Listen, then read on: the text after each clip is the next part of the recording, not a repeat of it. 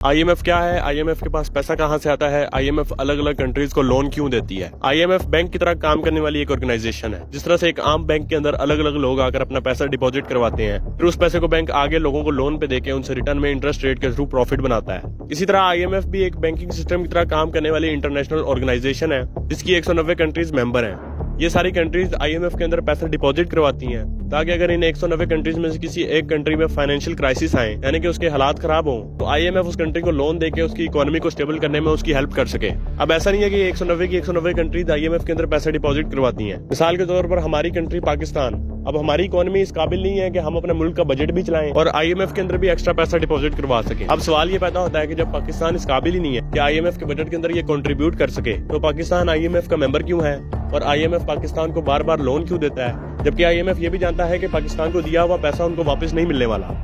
इसके पीछे के दो रीजन है। दुनिया के अंदर जितनी भी कंट्रीज हैं उनकी इकोनॉमीज एक दूसरे के साथ एसोसिएट है, यानी कि अगर एक कंट्री का दिवालिया होता है, वो बैंकरप्ट होती है, तो उसकी वजह से सिर्फ उस कंट्री को नुकसान नहीं होगा, बल्कि उसके साथ एसोसिएट उस कंट्री के साथ लेन देन करने वाली दूसरी कंट्रीज के ऊपर भी इसका बुरा असर पड़ेगा। मिसाल के तौर पर अगर आज यूएस स्टॉक मार्केट क्रैश कर जाती है, तो उसका नुकसान सिर्फ अमेरिका वालों को नहीं होगा, बल्कि अमेरिका स्टॉक मार्केट के साथ एसोसिएट दुनिया की जितनी भी कंट्रीज हैं उनकी स्टॉक मार्केट के अंदर भी डाउनफॉल आ जाएगा।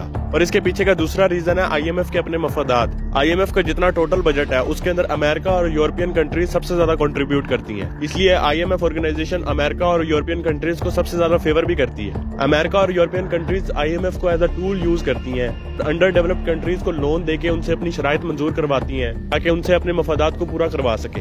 कमेंट्स के अंदर सजेस्ट करें कि नेक्स्ट वीडियो किस टॉपिक पे होनी चाहिए।